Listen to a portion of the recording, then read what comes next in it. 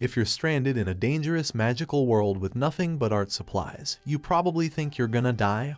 Right. Wrong. Because if you're anything like Togo the aspiring artist, you will surely summon delicious food, tame winged horses, and even call forth a legendary red dragon. Are you curious to see how he finds his way out of the unknown forest? Let's dive right into his story. Crafting his nifty little creation on the piece of paper, Togo thinks that he has unlimited access to pursue his talent of art. Ever since he arrived in this magical world, Togo's an aspiring artist who is trying to sharpen his fundamentals. His sensei chimes in, surprised to notice that he has obtained shiny new tools to paint with. Togo's dedication to his talent speaks wonders because he even skips his parents' lunch money just to buy what he needs. His sensei makes sure the boy is well fed and gives him a nutritious meal. Togo's sensei is proud of his hard work and wonders why he isn't eating his tomatoes. We all didn't at this age either. Haha. Togo isn't a picky eater, but he just wants to draw the baby tomatoes in front of him. His explanation makes his teacher laugh and he reminds the boy to finish up the food after he's done drawing. His sensei is almost in awe of the boy's dedication to art and thinks that Togo won't stop drawing even if he dies. Boy, that is some commitment, I tell you. Togo contemplates that his teacher is an adult different from his parents and those at his school, as he never got angry with him pursuing his talent. His teacher also made sure to lend him a room to draw as much as he liked. Togo displays an unwavering resolve. He doesn't want to stop drawing even after his death, and that's all he lives for. Suddenly, Togo's eyes peer open into the forest. He doesn't know when he fell asleep and still feels sleepy from the incident. Togo takes a proper look at the mystical forest and is frightened to note that this isn't just any dream. He doesn't know how he got there or if someone brought him there. Togo is at least grateful to have his clothes on. Little bro is cautious for the right reasons. Togo comes across new kinds of flowers and plants that he has never seen before. He begins losing his mind thinking that there could only be one explanation to his situation. Togo wonders if he has been transported into a different type of world. Little Picasso here at least knows he got isekai'd. Togo doesn't know what to do and thinks he might actually die in an unfortunate disaster. He cleverly assesses his situation, realizing that it is an unfamiliar forest with strange plant life. Togo could at least identify the flowers, notably dandelion and viola, because of his field guide with his sensei. He identifies a few other plants and feels confused by their weird structure. Togo's first priority is to find something resembling a human life and ask them for help. Stumbling his way through the forest, Togo realizes there is absolutely nothing of value. He doesn't find another human, or water, or anything edible. He then comes across sunflowers with faces and wonder if they taste good. The sunflowers strangely blurt out that they're not good for consumption. Togo is embarrassed to find himself speaking to a flower in this strange world. The night soon sweeps in and Togo has found nothing in the vacant forest. He reminisces his usual routine, thinking that he would draw at this hour in his notebook after studying.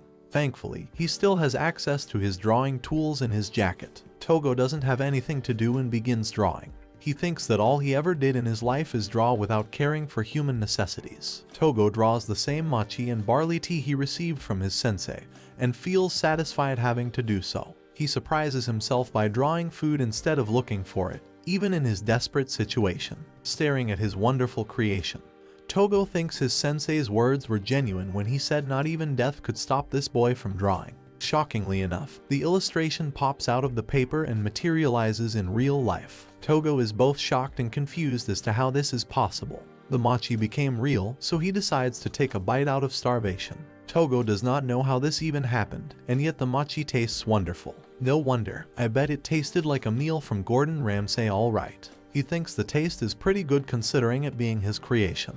It was actually somewhat similar to his sensei's meal. Togo second guesses his choice to consume such meals and thinks it's too late to go back on his decision. The best part is, his paper became brand new because of the materialized drawing. Togo wants to confirm if he is hallucinating or not and decides to draw the same meal again. To his surprise, the illustration comes to life once more. Bro, why doesn't something like this exist in real life? Morning arrives with Togo waking up in the same forest.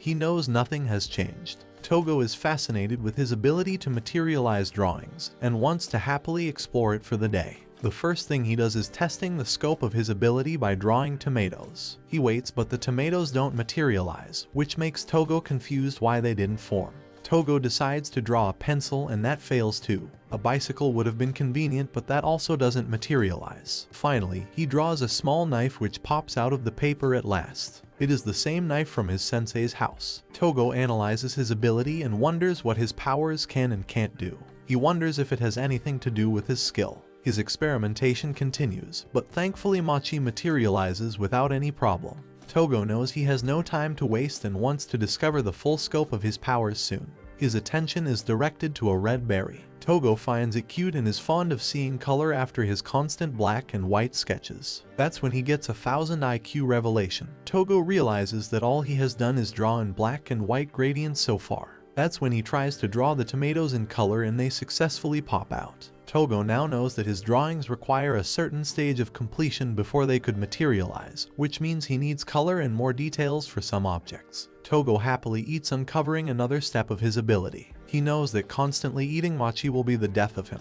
That's when Togo is met with a sensational feeling.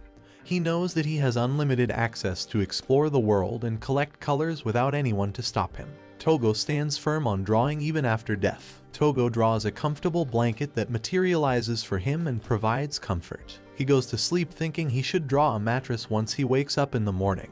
The next day, Togo made a simple bag to carry and collect paint. He feels unusual motivation and knows paint requires minerals. He also thinks he can use flowers for the job. Togo stumbles across a beautiful bed of red flowers and grinds them to drain the color. Togo rubs it on his drawing as a means of paint and then decides to use the color yellow. To his sheer amazement, the apple materializes right in front of him. Togo feels underwhelmed because he spent 3 hours for a single apple. He thinks life would be simpler if only he had his paint kit with him. That's when Togo sparks another brilliant idea. He wonders if it's possible to draw a color bottle out of a smudge of color. He experiments by applying the color and drawing the bottle, which actually materialized into life, giving him the color he needs. It was not an exact replication, but Togo is happy with the result. Togo excitedly spends the day making different tubes of color. He is sad to note that there is a variation in the colors using this method. He wonders if he should let the dye dry and add more of it to make it darker. Togo even tries painting with the color and then draws the layer on top, but even then, it produces a dull color. Brother can't catch a break with the rules of his ability. He wonders why he can't obtain the reds he actually wants. That's when he thinks to apply some of his blood as the natural ingredient. Togo successfully crafts the deep color red after slicing a bit of his arm. He hunts for the color yellow and blue to complete his primary color set. Togo finds a giant lily and thinks it's enough to obtain the color yellow. After his hands are covered in pollen, Togo draws a glass of water, reminding himself that he has yet to find a source of water for himself. He is surprised to note the plants growing in the area without even a sight of a river. Togo thinks that he should just draw the source for himself. After finding a suitable location, the little boy begins carefully crafting his next magical illustration. It takes him an entire day of effort, and Togo finishes up a beautiful landscape illustration. Togo's drawing doesn't come to life, bringing him sorrow. However, it emerges as a beautiful spring pond only seconds after, fresh with life. Togo wants to take a deeper look, but his body faints before he could do so. He finds himself awake at night with a headache. Togo is happy that his drawing is not just a dream. He draws water from the pond and drinks to his satisfaction. Togo wonders if he passed out because of his carelessness of his diet. He wonders if it had something to do with the spring that he generated. Togo decides to draw out a magnifying glass and focuses onto the piece of paper that is painted all in black. At last, he savors a delicious piece of meat after the experience and chows in.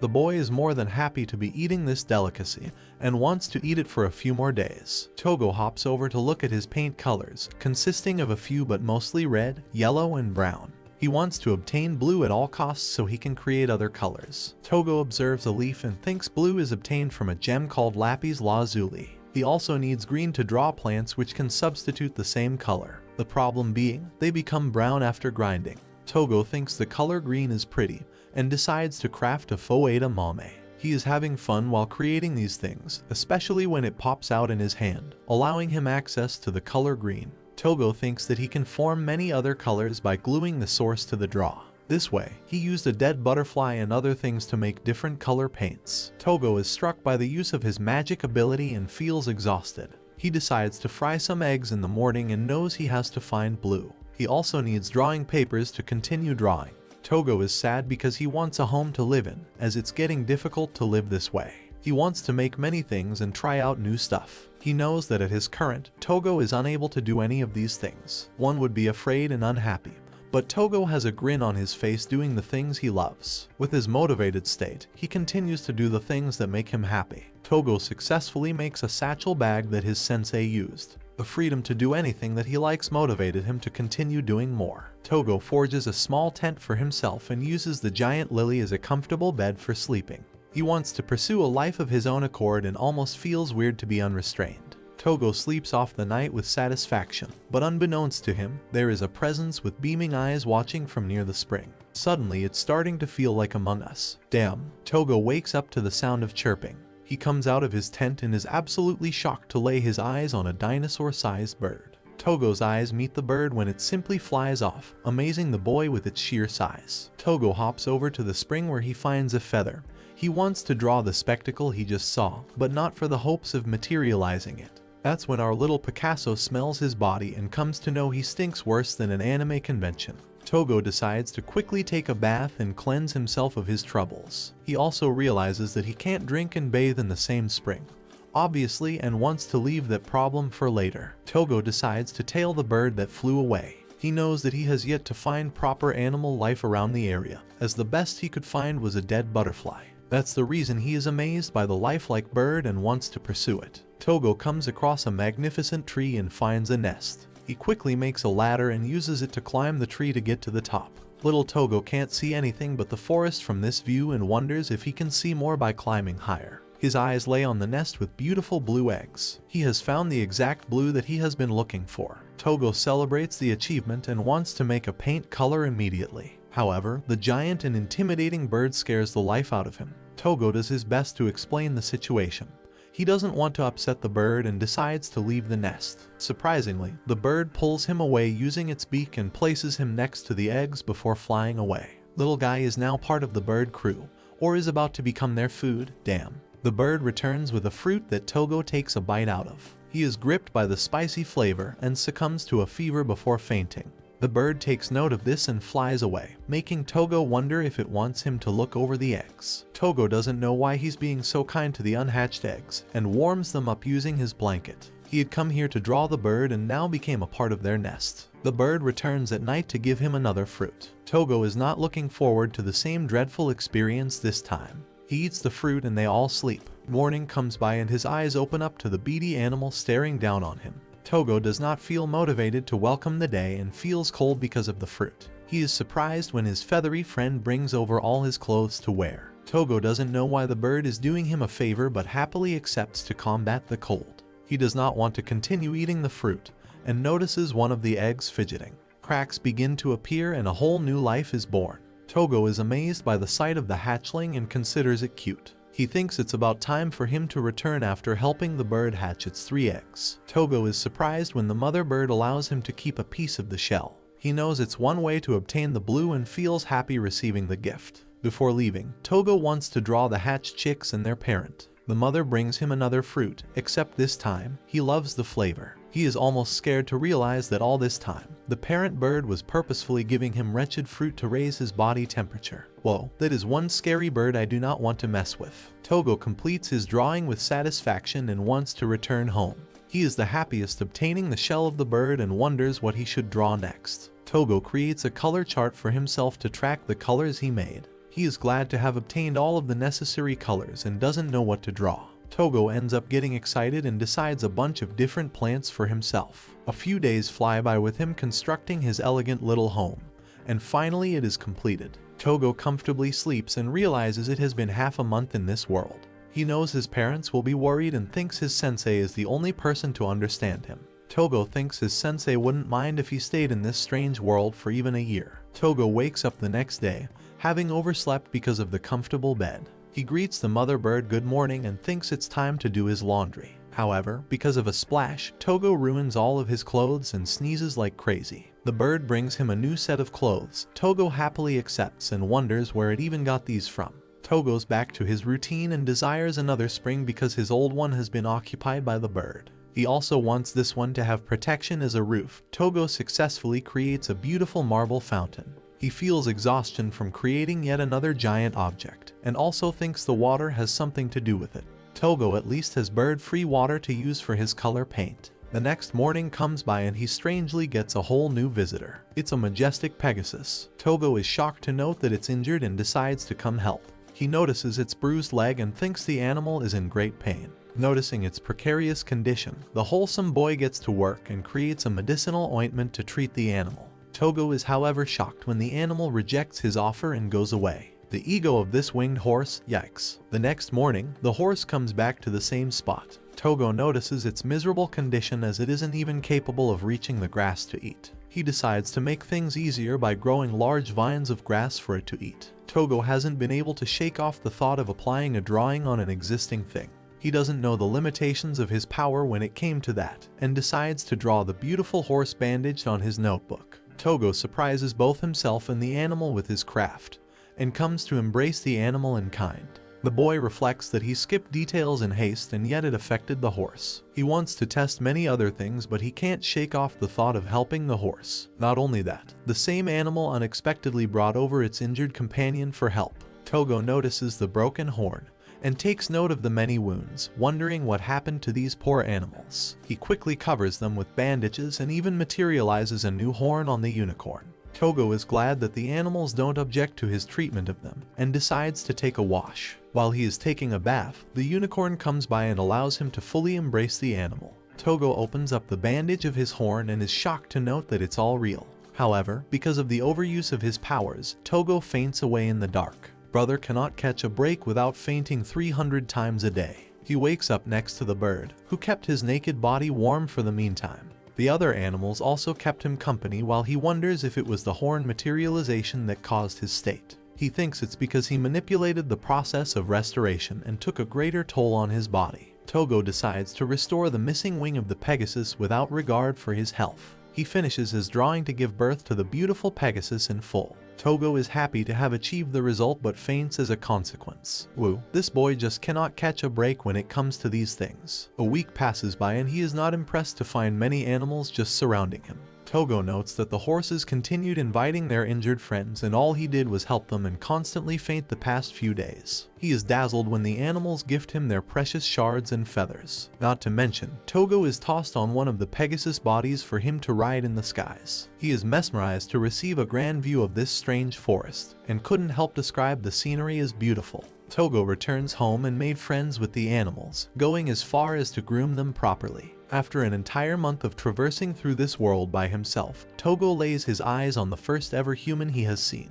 The man is surprised to see a boy surrounded by the unicorns, who instantly become wary of him. The man asks a confusing question, inquiring if he is the spirit lingering in the forest. Obviously, the little artist turns down his question. The unicorns hold him at bay and are cautious of his activity. He apologizes and honestly confesses being unable to tell the boy's gender. Togo is surprised by his words. Lad Redguard properly introduces himself as the second son of the Redguard family. Togo returns him the favor and tells him that he came from another world. Redguard is shocked by his words and jumps to the conclusion that he is one of the few that came here from a different dimension. Redguard has always thought it was miraculous and welcomes the stranger into the Redguard territory's forests. Togo thinks that he resembles his old teacher. The man explains that their territory comprises of an untamed forest. He also thinks that the spirits of the forest don't like the humans intruding their place, which is why he got wet just meeting Togo. The boy asks why he came here if it were such an unwelcoming yet dangerous forest. Redguard is there because of the poachers that also entered the forest. He knows their objective is to collect the Pegasus feathers and the horns of the unicorns. This revelation scares away Togo, because Redguard interrogates him about any information that he may have. Togo confesses that he has only seen injured horses and doesn't have any doubts about Redguard.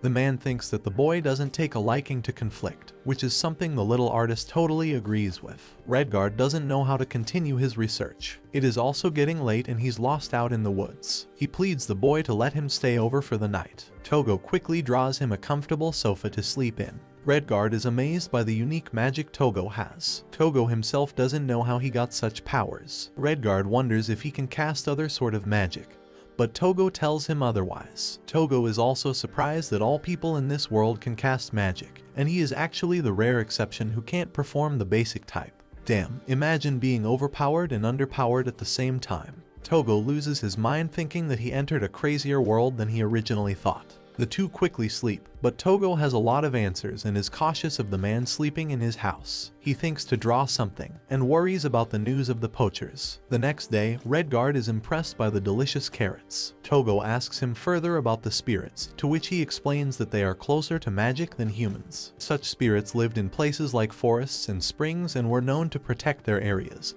They disliked humans and possess greater magical power than them. These are some nasty spirits, I tell you. Redguard also thinks they have beautiful appearances, a remark that Togo feels uneasy about. Redguard bids him farewell for his help and thinks he will beat up the poachers for messing with the horses. He leaves, but one matter replaces another as the mother bird delivers Togo a letter in a language he can't understand.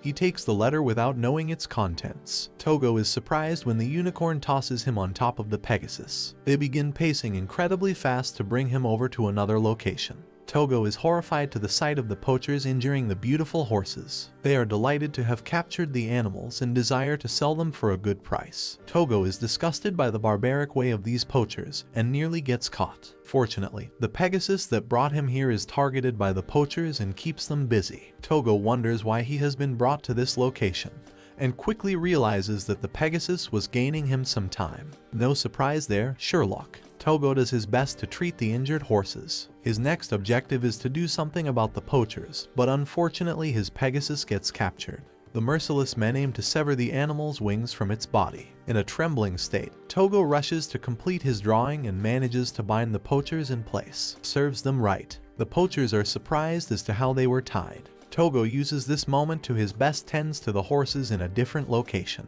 He treats the animal but suffers a massive strain from the process of restoration. Togo is certain he will faint after his final restoration process. He decides to recover two of them at once and suffers a critical strain that strips him of his ability to even breathe. The poachers are quick to catch the boy and punish him. Bro should just summon Goku at this point for real. However, the Pegasus simply protect him. The vile man thinks even the boy will sell for a good price, and to his dismay, Redguard comes crashing with a thunderous punch across his face. Redguard arrived just in time to protect the kid, but Togo faints immediately. Togo opens his eyes and glances at the window. He is surprised by the number of horses tending to him while he slept. Togo wonders how long he has been asleep and meets Redguard again. Redguard expresses having chased the poachers before finding Togo being attacked. Togo wonders if it was him who saved his life, and Redguard confirms the fact. He inquiries about the poachers, and Redguard confirms having served them justice behind bars. The problem is, they are just being punished for trespassing in the forest because Redguard did not witness the scene with his own eyes and could not testify with evidence. Togo regrets having collapsed, but his new friends assure him otherwise. Redguard tells him that he has been out for 3 days. Togo is in shock, and so is Redguard, who can't help but think he used some massive amount of magic. One of the unicorns brings him a peach. Redguard thinks that the animals feel grateful for his valiant efforts. Togo happily accepts the gift and eats to its content. He also explains an important fact to the boy. Redguard thinks that if they can somehow convict them of their illegal trading, they can expose and strike them down for good. He wants to do him a favor in the name of his family. Redguard wants to preserve the sanctity of the forest with his honest effort. Togo brings out the mysterious letter he received and asks if Redguard can read it for him. The man is shocked to read the contents and realizes that it is actual evidence, the proof of trade they can manipulate in their favor. Redguard is shocked he even possesses such a valuable item, but Togo knows it's just because of the bird. Togo clarifies that it is thanks to a big bird with a bigger attitude. Redguard, like anyone would be, reacts in confusion and can't shake off a feeling of dissatisfaction. Trust me, Redguard, that bird means business. The night comes early with Togo wondering how he can even return home. He knows that Redguard left with the valuable evidence to punish the poachers, and couldn't understand how the bird fostered the evidence for the case. He thinks it's the world that he doesn't understand ever since his arrival. He wonders if his attendance is ruined in his school. Togo doesn't want to return to the real world and yet misses his sensei the most. 2 days pass and Redguard returns with bright news. He tells the boy that they caught all of the poachers with successful evidence. Thankfully, the case is now sealed for good. Togo doesn't want to take credit for the contributions of the animals and thinks that it was Redguard who helped him the most. Redguard reminds the discouraged boy that his contributions were the key to helping the animals and his case with the poachers. Togo feels a rare appreciation in a long while, and Redguard thinks of a way to repay the boy. Redguard is surprised to note Togo drew his bracelet on his notebook. Redguard thinks that he can obtain everything by just drawing the item. He doesn't know what the boy wants. Togo has only one desire and wants Redguard to let him stay in the forest. The man is stumped to find him ask for a small wish and promises to talk to his father. Redguard faces a realization.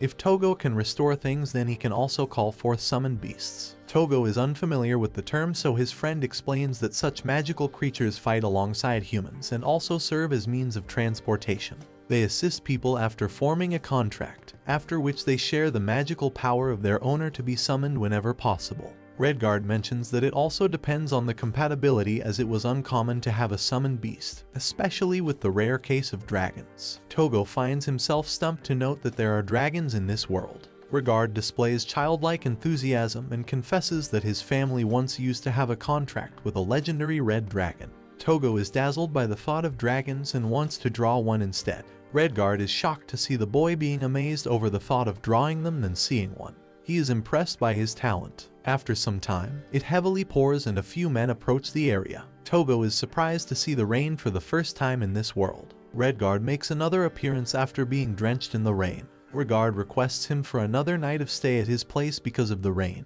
and Togo complies without worry. He is also amazed by the boy's ability to create anything out of a drawing. Togo asks if Redguard hates the rain, and he confesses his dislike for it. Togo, on the other hand, likes the rain because it's different from the usual atmosphere. Redguard dozes off while Togo reflects that his new friend has been busy doing a lot of work and spending time with him. He has also taken care of the boy in many ways and allowed him permission inside the forest. Togo still does not know much about the man, and wonders if he is some kind of noble. He wonders how often Redguard frequents the area, and also wonders how Redguard could handle the poachers all by himself. His contemplation is interrupted when the horses frantically come rushing in his way. Togo lays his eyes on the hooded group standing right in front of him. They were men who came prepared for a reason. Their leader called forth a summoned beast, a giant snake made of water. Togo is terrified when the snake begins launching its attacks against the horses. All of the unicorns and Pegasus assemble to protect Togo, who realizes the might of a summoned beast. The poacher thinks that it is impressive for the boy to tame so many animals and wonders if he is a beast tamer. Togo inquires the intention of the men,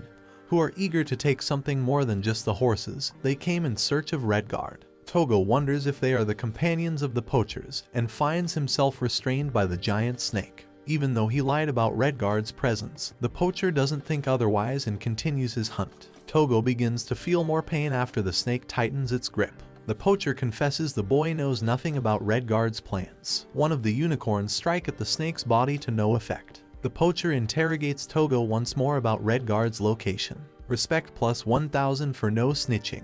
The poacher takes more serious measures and tries to choke Togo by drowning him. Redguard appears at last to save the boy and uses himself as a bait. The poacher wonders if the two are close and threatens to drown Togo to death in case of any resistance. Redguard tries to threaten him back by saying he has spirits on his side, but such a lousy threat doesn't convince their leader. The poacher proposes that he drop all of his weapons to guarantee the safety of the boy. Redguard does as instructed and peacefully takes off his valuable items, tossing them into the spring water. He is more than satisfied to have himself be taken instead of the boy, but the poacher obviously doesn't want to meet his demands and chokes them both until it fades to black. Togo receives a memory of his sensei, who wonders if the boy is still thinking about his art in this critical situation.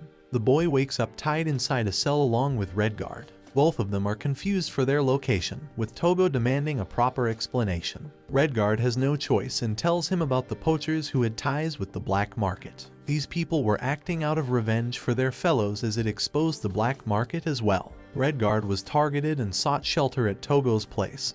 He pathetically confesses being weak. Togo tells him otherwise, but Redguard explains that only has summoned beasts to help him. He possessed 4 fire spirits inside his items that he threw away. Redguard just so happens to be one of those rarest few who are unable to cast even the basic magic. He tells his pitiful story of not having any talent in magic or swordsmanship, resigning him to a status of a useless person. Sounding a lot like Miwa from Jujutsu Kaisen, hahaha. He earnestly apologizes and wants to make up by escaping with Togo. They manage to untie themselves using the knife hidden in his boots. Redguard asks for Togo to craft a key for the cell, except he didn't know the exact configuration of the key and had no materials. Redguard decides to cast a little bit of magic, which is a depressing amount of fire. He did his best to melt the lock with the ability, but even Togo feels underwhelmed by the effects. Togo thinks he needs to be useful himself. Redguard explains that his family's ancestors established their positions by commanding the Red Dragon, his crest being a symbol of it. Togo is amazed by the cool-looking symbol, and Redguard tells him that no one in his current family is capable of controlling the dragon. They suddenly hear the guards making their way, who are surprised to note their prisoners have untied themselves. Redguard reveals having burned the rope, and it seems they still have some business with him. One of the guards stupidly tries to unlock the door and holds onto the scorching hot lock. He burns himself, giving Redguard the opportunity to kick them away and unlocking the gate. A clean strike snipes through his side, blood spurting out right in front of Togo's eyes. Redguard received a potent blow from the snake, which continued to grab him in cold blood. The leader with his goofy Levy-looking hair has business to do with the boy, and scarily has intentions for him. Togo is just intimidated and has nothing more he can do inside the cell. The powerless boy lets his fear take over his body after seeing such carnage. He is reminded of his teacher's advice, the compelling advice to draw even when facing difficult situations. Togo musters up a heroic resolve and uses his friend's blood to unravel their situation.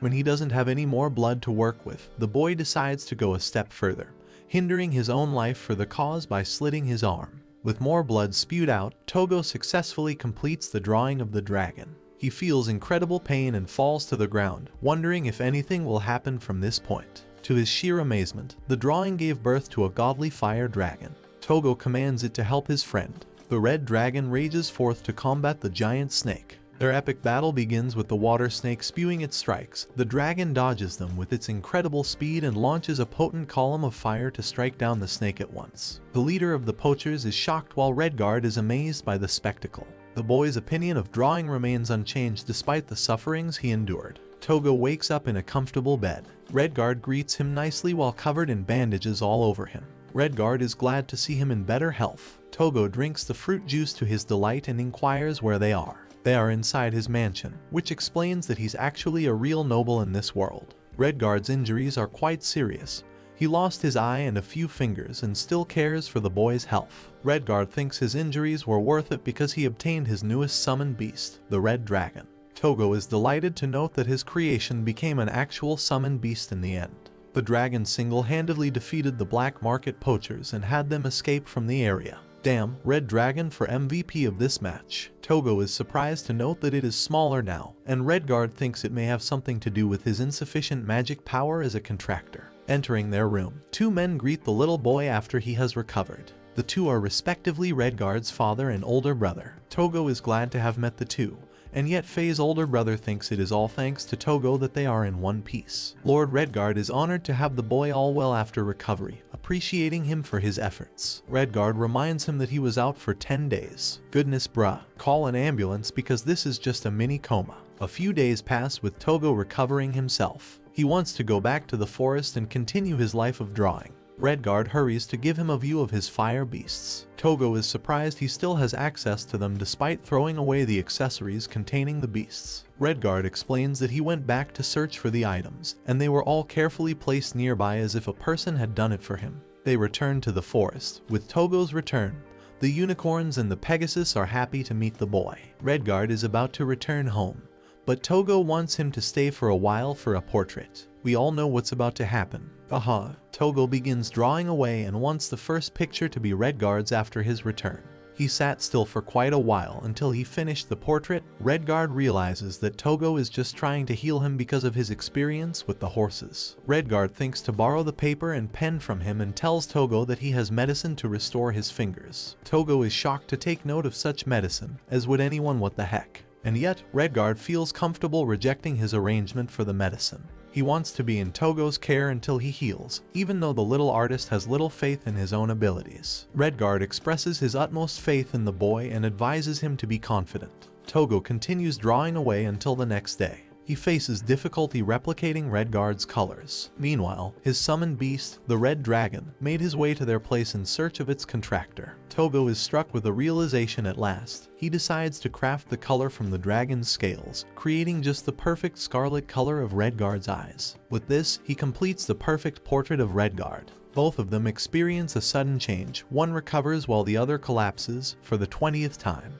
My god, Redguard covers for Togo until he wakes up again. He is fully healed thanks to Togo's efforts, who also feels lighter because of the shared magic of the mythical beasts. Redguard is impressed with the boy's compatibility with the animals. They ride away to get back to his place. Redguard also prefers they share a closer relationship, and wants Togo to address him by Faye. The two get along as best friends and count on each other in times of need. Faye makes an odd request for Togo to draw his family's portraits. He is rather sad that his picture disappeared because of the materialization effect. Togo happily accepts, remembering his teacher's most precious words, with a certain need to draw. Never change, Togo, never change. The Redguard family members welcome him with such awe after his achievements with Faye. They treat the boy to a delicious feast. Togo eats the delicious food, while Redguard advises him to eat plenty because of his usually low intake. Faye's father thinks Togo is satisfied with just one piece of fruit, and also makes him a grand offer of becoming a retained artist for the family. Togo is surprised by the offer,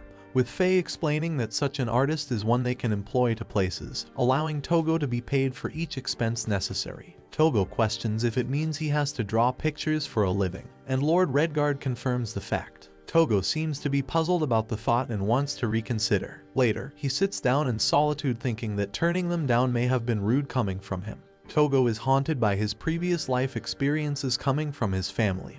He remembers his childhood when he approached his sensei and startled him. The boy was devastated, but his sensei always kept an open door for him. He asked Togo what happened. The boy miserably replied that all of his art items were thrown away by his parents, bringing him the most pain in his life. Poor kid sharing a life more tragic than Ken Koneki's. His teacher tries to console the boy at least, but Togo sadly reminds himself of the time his old teacher said he could go to an art school. He happily told his family and in return, was scolded for the thought. His parents loomed over the boy's innocent dream, judging it to be a waste of time and effort. Togo's teacher consoled him further, reminding him of both good and bad waste. He gives him plenty examples to demonstrate his point, and thinks even waste is necessary for people sometimes. Togo is mesmerized by his teacher's point, who goes to deeply assert that the hearts of humans thrive by taking in nourishment for the soul, which is often referred to as useless by society. Togo is in the middle of cherishing his teacher's words when Faye startles the boy. Faye inquires if the reason he can't become an artist is because all his paintings will materialize. Togo uses it as a point and pushes it forward, so Faye suggests they get to work by fixing the leakage of his magical powers. They decide to do training, something that Togo looks most forward to. Faye coaches him on recognizing magic, and lets the boy hold on to a staff for magical control practice. The item mysteriously glowed a few different colors. Togo could feel the sensation of magic through his body. He clings to the item even at night, realizing there is magical power outside in the world as well as inside his body. The next day, Faye brings him yet another tool with the objective of preventing the light from turning on. This is to help him control the surge of magic, which is something that Togo tries to do with all his might. Shockingly, the boy releases an uncontrollably magnificent amount of magic from the item. Faye is amazed by the depth of his powers and notes that Togo possesses an extraordinary amount of magical power. Faye and his family arrange a doctor to further investigate the matter of Togo's magic. The boy reflects having transported here from another world a secret from everyone except Faye himself. He wonders what would happen if he let the word out. The doctor shares his advice on the matter and asks if Togo had any new experiences of late. They also discuss if he awakened some dormant power by being placed in a difficult situation. Togo rejects the thought again. The doctors conduct their examinations and the results come out at last. The doctor questions if the boy wants to become a royal magician. Insane how they called him OP in 50 different languages. Togo is confused and Lord Redguard catches on that his magical power is far too vast. The boy's power is in fact rivaling that of the mages of the royal palace. Togo is destined to be able to use elemental magic in various types. Lord Redguard thinks he should stay at their place to control his powers for a while.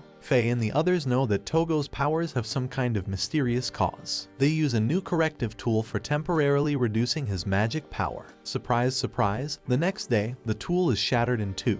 The doctors think of it necessary to use magical tools for the cause. Faye thinks they have to buy the sealing stone in the first place. Togo wonders if it's pricey, but Faye's brother chimes in to state that he doesn't need to worry about the amount because of his meaningful contributions. Togo skips ahead and decides to draw the stone for himself, popping it out of thin air and surprising the Red Guard family members. The gem is of top-tier quality of the highest grade. Even the red dragon takes a liking to it. Faye jokingly remarks that Togo could end up becoming the world's best jeweler. Togo requests for him to draw a stone for the red dragon's house. He gets to work and crafts a beautiful stone which fits the liking of the dragon. The dragon happily consumes the stone, and yet Togo has no issues giving it away. He has no regard for the price of the gem and instead wants his valuable friends to feel happy. Togo wonders if he can make money by drawing more jewels. He wants to get more money to buy groceries and daily necessities, even though Faye thinks he can just draw them out of thin air. The next day, they embark on the journey to sell the jewels. They arrived at the town of Flamelia, and I have to say, what a creative name.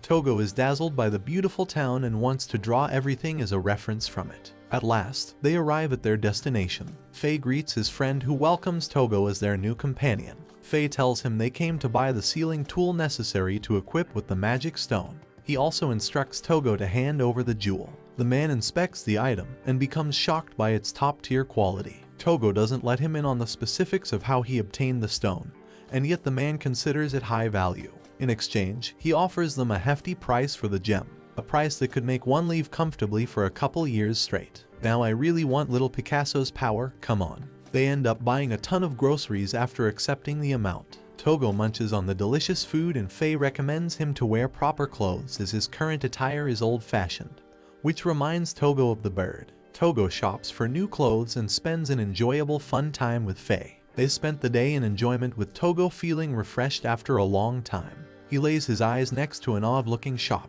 wondering what it is about. Faye grimly explains that it is a slave introduction agency. Togo is shocked to note that slavery still exists in this world, while Faye is surprised that it doesn't in Togo's world. Faye explains the slaves are not terribly treated as it is illegal. They sell themselves to a degree of freedom in exchange for valuable goods. To be honest, that's just as dark as the events of the last century. Faye says that the slaves can even buy their own freedom back with such a system. He decides to take the boy inside the shop for a visit. They enter the slave shop where they are greeted by an odd-looking old man. The man greets Faye in kind and interrogates him on what slave he wants. Faye explains that he's looking for a slave for his best friend Togo. The bromance is so strong with this one. Ahaha. Faye oddly instructs the old man to bring forth a good presentation, and so he does by presenting beautiful-looking women. Togo isn't the most enthusiastic with their advances and, like a Chad, rejects wanting one as his slave. Faye knows the bro is fumbling this opportunity and thinks of his choices as odd. Togo wants to take a look at more suitable slaves. He is quite the picky selector and rejects most of them straight up.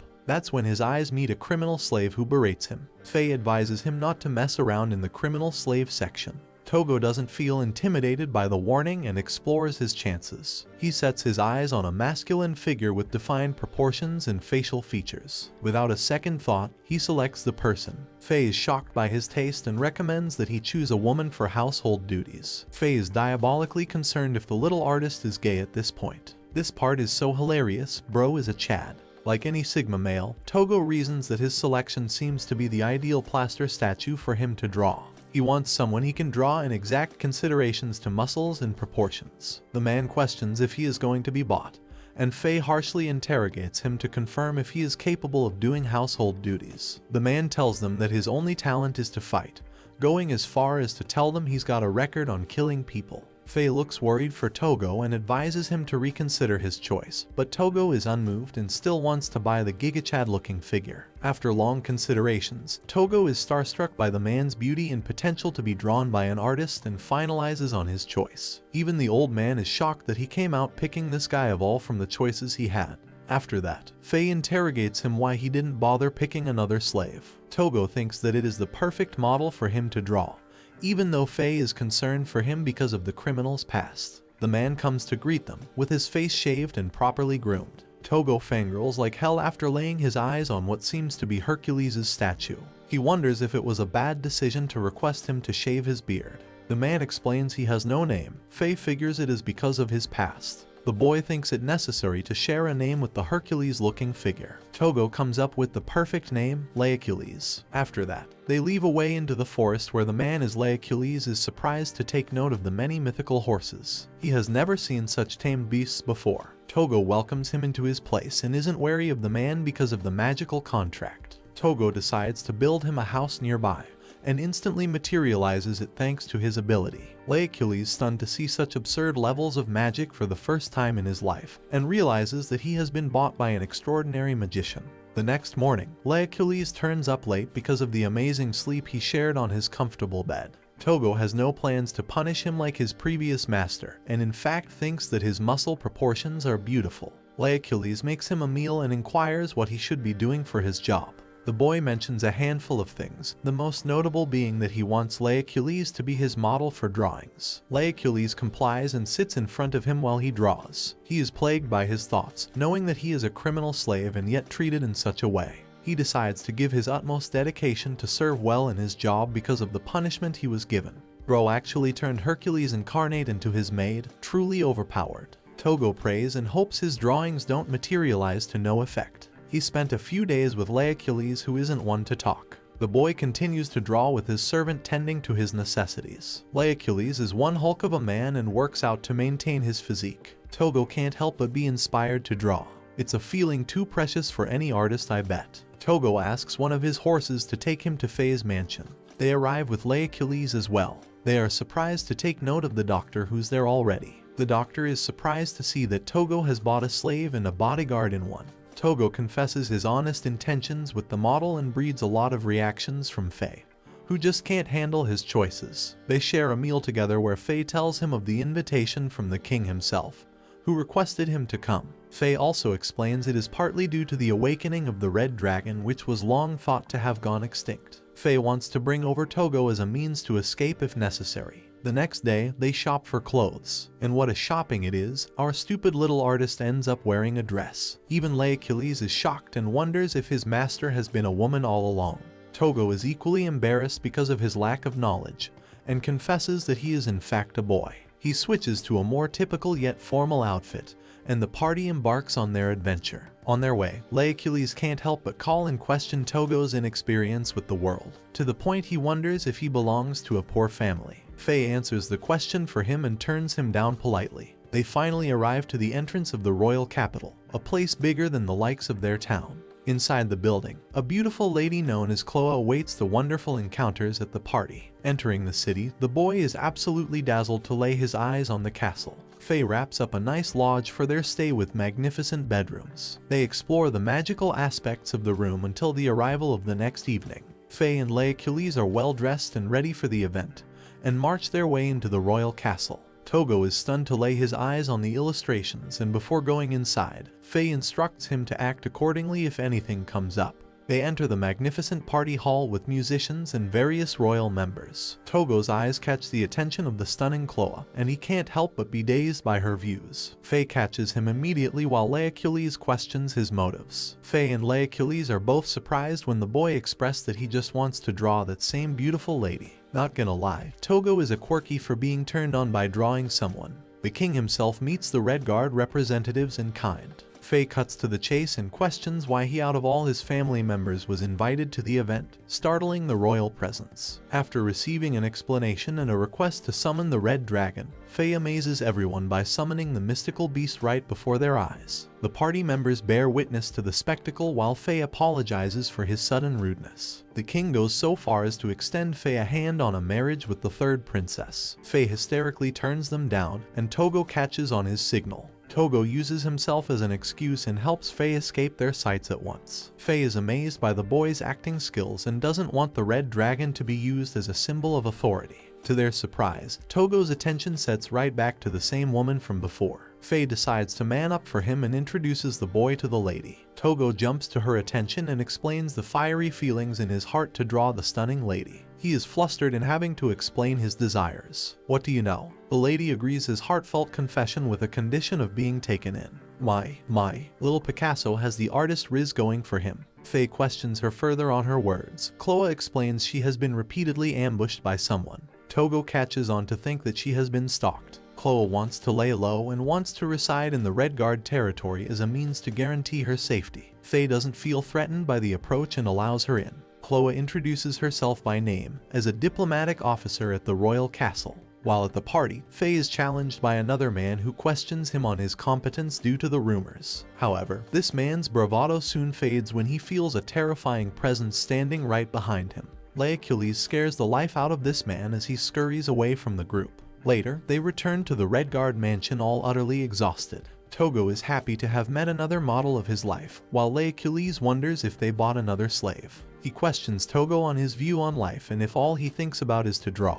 Laercules commends the boy for being absorbed in painting instead of being someone malicious. Togo has always looked the world in a positive light and appreciates the scenery, bringing warmth to his cold servant's heart. Goodness, the purity of this boy. To their shock, Chloe barges in all drenched, alarming the likes of Faye and Laercules. She explains having escaped from the place and only thought of the Red Guard estate as a reliable location. Faye tends to her while Laercules warns the boy not to use his ability so openly as other people could use it against him. Faye also thinks the same and doubts Chloe's approach, especially with her ties to the royal castle. They get her fresh pair of clothes and get Chloe all set up. Togo can't shake off the warnings from his companions. Laercules sets his eyes on a fine piece of sword, something that Togo takes note of. He decides to buy the precious item for him, and realizes that it was once Laercules' own sword in the past. Laercules explains that it was a gift from his lord in the Gorda territory. It is the same weapon he used to murder 2 people, and that is how he became a criminal slave. Togo is touched by the story and decides to enter the shop in order to buy it. Laercules is stunned by the boy's approach. He reminds the boy of their difference in status. The rock here thinks he's a beggar class, ahaha. Togo comments having shared a similar fate in which he lost something he cherished. That's how he also knew how joyful someone can feel having retrieved the same item. Faye is also moved by his words and hurries to buy the item. At last, they get him the sword. Laercules has many doubts in himself, thinking that he might draw blood again. Togo disagrees and thinks that Laercules will not repeat the same treacherous mistakes. Their relationship advances to another level with Laercules realizing he has become the boy's bodyguard. He is moved by their words and considerations and graciously accepts the responsibility to protect his master. Chloe just so happens to ruin their moment by interrupting the conversation. Ah, yes, thank you, dear lady. At the Flamelia Inn, Chloe welcomes the boy while she is busy enjoying her vacation. Togo wonders if she is bothered by his constant requests, and sits in place for him to begin his portrait. Togo feels the most joy crafting his work and is queried if he feels tired of drawing. Togo thinks otherwise and also feels underconfident when it comes to becoming a proper artist. Chloe comforts him with an embrace, and thinks he should be more confident in himself. Ah, this boy is living the treasured life. The next day, Togo thinks to visit Chloe again when is brought a letter by the bird. It is Faye's writing, who explained that Chloe now rests in the Red Guard estate. Togo is confused as to what happened, so Faye explains that her secret stalker apparently broke through the inn. Togo proposes that she come to his house instead, and Faye backs the idea even with Laercules. She is soon taken to the magical place of Togo with his various mythical friends. Laercules is wary of her and wants to stay at Togo's pale just for safety. She is shown her room and is starstruck to make herself comfortable. Chloe offers herself to be drawn right away, something Togo obviously accepts with open arms. A few days pass by with the two traversing through the forest. Togo realizes Chloe doesn't fit the vibe of the forest and thinks that if she does a few forest-like activities, he can craft a good drawing. He also praises the color of her eyes and thinks that's her most attractive feature. Chloe is taken aback by the compliment. This little artist is a little too good at what he does, hahaha. Togo's surprised to see the same red fruit that he first used when he came to this forest. He wonders if it is poisonous, and Laercules advises him not to eat in uncertainty. Chloe thinks that it's not poisonous but also not delicious. Togo refuses both of their advice and goes on to eat it, and feels disgusted having done so. Togo thinks it is good for the heart, as some things that are pointlessly necessary for the heart. His advice surprises Chloe as she questions his way of life. Togo repeats his teacher's valuable advice of the difference in waste, and Chloe is all the more impressed by his philosophy. She thinks he has grown into a wonderful person because of the influence of his teacher. They share a few wholesome moments and return to the house. The routine continues as always, with Togo drawing Chloe every day. That night, Chloe barges into the boys' room and suspiciously thinks that Togo should draw questionable drawings. Togo is flustered and brings her to a halt, but Chloe thinks it will only grow him as an artist. "I am sure that's not the only thing that will grow," Chloe remarks, having done sort of work before at the castle. She takes it a step ahead and begs to help him. Togo can't shake off the thought of using her as an educational experience. He's literally shocked to see her body out in the open and gets to work. Togo gets flustered and decides to turn off the light, and then thinks the matter only got worse, so he decides to turn it back on. Chloe wants him to look at her properly, and the boy is just struck by her beauty. He requests that she stay still while he did work. Chloe reflects that Togo is one difficult fellow to deal with, implying she had ulterior motives with this bold move. Morning comes by and the little artist is shocked to see Chloe in her birthsuit sleeping on her bed. He's even more shocked to see the various drawings of her that he did last night. Togo lets her rest and exits the room in hot air, and welcoming him foremost is Laercules. Laercules explains that he saw everything from last night, causing Togo to lose his mind. Faye informs the both of them about her condition, stating that she has yet to wake up. Laercules note that it is a symptom of magical exhaustion, which also caused worry. Faye wondered what magic she could have used, but Togo is just embarrassed to even remember the events of last night. Faye uses his adept understanding of the magical world and thinks it is the work of a charm spell, a spell that allows the target to become infatuated. Togo puts 2 and 2 together and realizes that it all happened in their first party encounter. It confirms their suspicions that Chloe plotted something all this time. They take extra measures and tie her up for good. Faye confronts her immediately, and Laercules isn't letting up either. Togo inquires if she was in a hurry last night because of her odd request, and it only meant that she wanted to put a charm spell on him. Chloe reveals that she is a spy and her mission was to extract information regarding the Red Dragon. Her original target was actually Faye. Her plans began to foil when she was brought into the forest. She thinks the best option now is to escape, but Faye interrogates her further about her employer. She shocks the 3 of them by instantly untying the rope. Just before leaving, she lets Togo know that she spent a valuable time with them. Togo immediately catches her hand and requests that she stay a bit longer. The obvious and yet naive request is met with scrutiny by the spy. Laercules thinks she doesn't have any more magical power to cast a spell on Togo at this moment, implying the genuineness behind the artist's words. Chloe is shivering with her response, as she thinks her heart died the moment that she pursued her life as a spy. Togo thinks that she should become a normal person and live in the forest away from others. She thinks money is the cure to her heart and wants to spend it freely, not to mention that she will feel neglected by staying in the forest. Togo suggests for her to pursue both ambitions, and thinks she can earn money while living in the forest. But honestly, that's the definition of a gold digger, what the heck. At this time, Chloe is struck with all kinds of feelings regarding her cruel professional life, but Togo plucks at her heartstrings by requesting her to become his exclusive model for a living. Chloe thinks he is a naive boy for the thought. Laercules thinks that changing her life from a spy to a model is too dangerous, as Chloe would have to reject her ties with the underworld. Faye is a little optimistic and thinks she wouldn't go back to her old ways. They hope for her to accept the job. The next day, they soon go shopping with Chloe, who teases the little artist with dresses of various kind.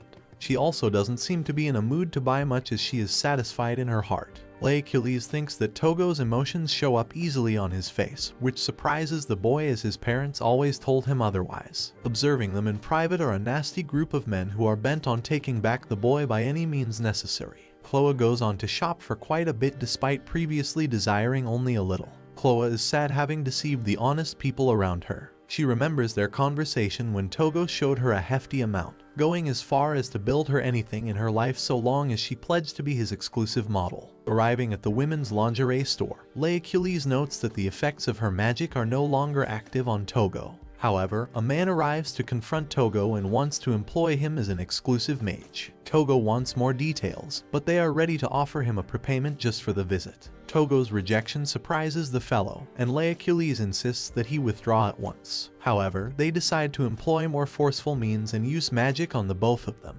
Togo is captured by the men and they make a run for it, leaving Laercules enraged as a bodyguard. his sheer strength and will freeze him as he worries for the boy. Togo is knocked unconscious with a strict punch, and their driver seems to have stopped for a strange reason. There is only one answer, and that answer is the arrival of Achilles. With his grand presence, he tears away to rescue his master. The men tackle him with their numbers, but he manages to fend them off just himself. Achilles makes quick work of the men and unfortunately receives a massive blow to his arm while protecting his neck. Their number continue to increase, putting more pressure in him while he is injured. Togo wakes up and bites their leader's hand. This petulant man is annoyed with the boy and bashes him away. Chloe kicks him across his face and rescues Togo. She takes the reins and drives away while tending to his condition. Meanwhile, Achilles also finished off his side by impressively taking down 9 whole men by himself. Faye decides to arrive at the scene to rescue the lot, while Chloe thinks that this is surely the work of the Goran family. Chloe remarks that Achilles suffered quite the bruise as the injury extended all the way to his bone. She commended him for being able to stop an attack aimed right at his neck. Togo thinks that he should tend to the situation himself and minimizes the burden on his bodyguard by drawing him muscular and strong. Suddenly, Achilles heals to full health and offers his apology for not being of much help. Togo thanks him instead for his contributions. Chloe explains that the group of men are targeting Togo for a reason. The reason extends to the fact that it has something to do with the doctor. Togo and Faye are shocked to realize that she was playing the part of the doctor's assistant from back then. She also shares that because of this, Togo will be directed as something similar to the Red Dragon. She shares having made up her firm mind and wants to be employed by the boy. Chloe decided a new fate for herself by changing her lifestyle. She begins explaining that her previous employer was the Goran family, who used poachers in the Red Guard territory to steal unicorn horns and Pegasus feathers. Faye can't believe all of those incidents were related to their intrusions. Chloe shares their current fixation being that of the Red Dragon. Chloe reveals Achilles' true name and extends her knowledge in her thorough investigation. She could also tell with his ability to wield a sword that he used to be a knight. Chloe knows that Togo doesn't have any relatives, so their next target just so happens to be his bodyguard. She brings up the name of Interaya Belch, a name that startles Achilles. That night, Togo can't focus on his drawings and shares his concerns with Achilles. He asks about Interaya, to which Achilles explains that she was a friend under the same lord. He did not expect her to become the hostage of the Goran family and thinks that he can handle the matter on his own.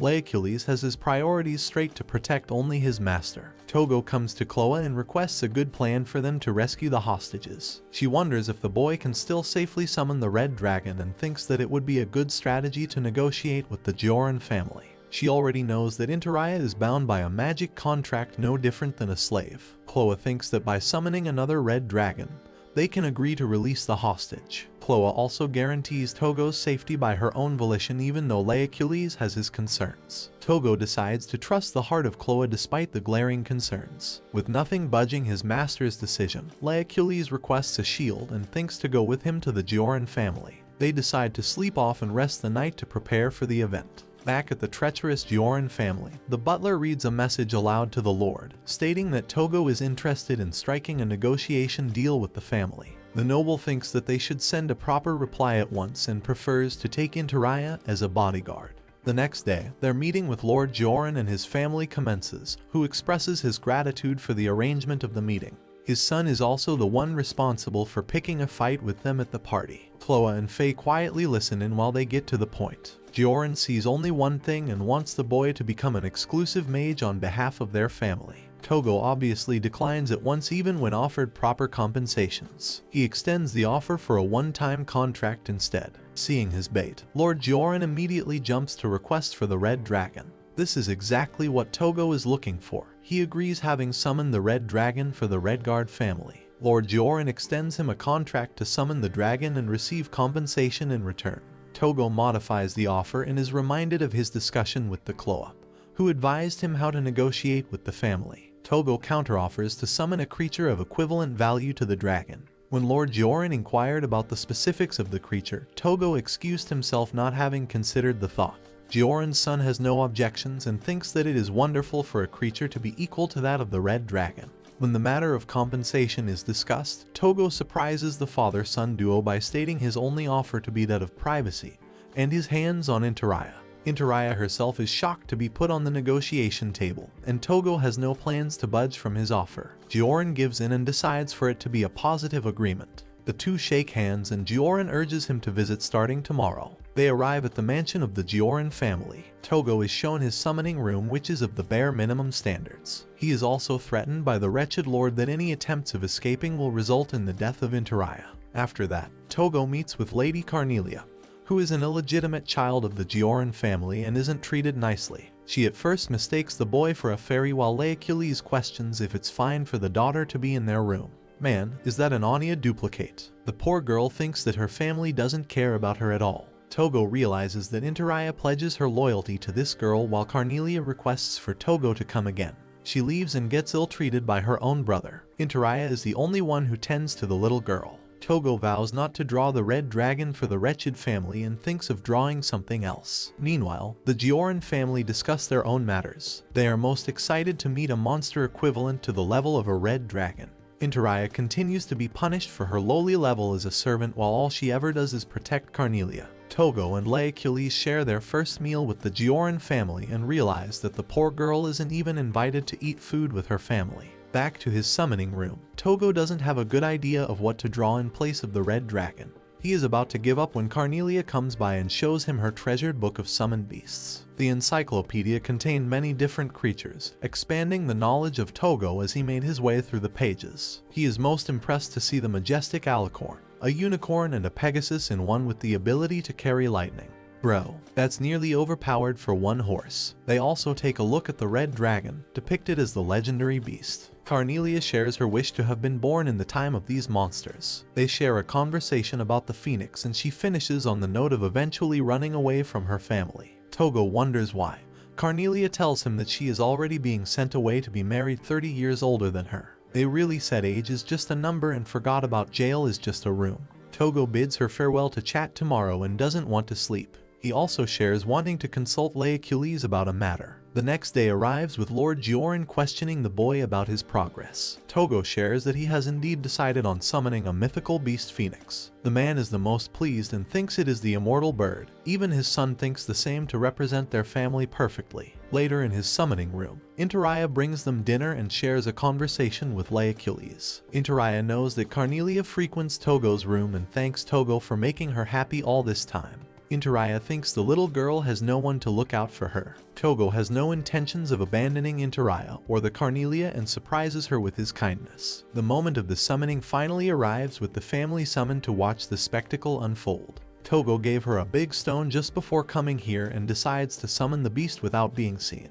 He wants to keep the ability of materializing a secret and begins with his brush work. The Goran family becomes excited at the sound of chirping coming from behind the curtains. They can envision the phoenix by its song and can't wait to lay their eyes on it. To everyone's shock, the mighty and immortal phoenix is just a little chick chirping right in front of them. The Goran family members are stunned to think that this is the outcome of the phoenix. Togo reminds them that he summoned the creature as rare as the red dragon, and completed their contract at once. Lord Goran blurts out that it won't be enough to represent their authority, or combat power, which is exactly what Togo is looking for. He calls him out for his bull while the phoenix disappears into the magic stone of Carnelia, accepting the contract. Lord Goran roars in madness and decides to activate Interaya's collar to full extent. He orders for the boy to summon a proper phoenix or else he would kill her at once. However, to everyone's shock, Togo confesses that because of the contract's completion, the collar's magic is rendered useless. Interaya is officially under the ownership of Togo instead. The boy declares for Lord Goran to not hurt his people any longer. Call an ambulance, but not for the little artist. Togo is reminded of his teacher's words to prepare for all situations in advance. He is glad to have prepared properly and doesn't want to summon another phoenix. Lord Goran begs for him to summon another creature no matter the cost. Togo uses this opportunity to go back inside and creates a beast that he has set his eyes on.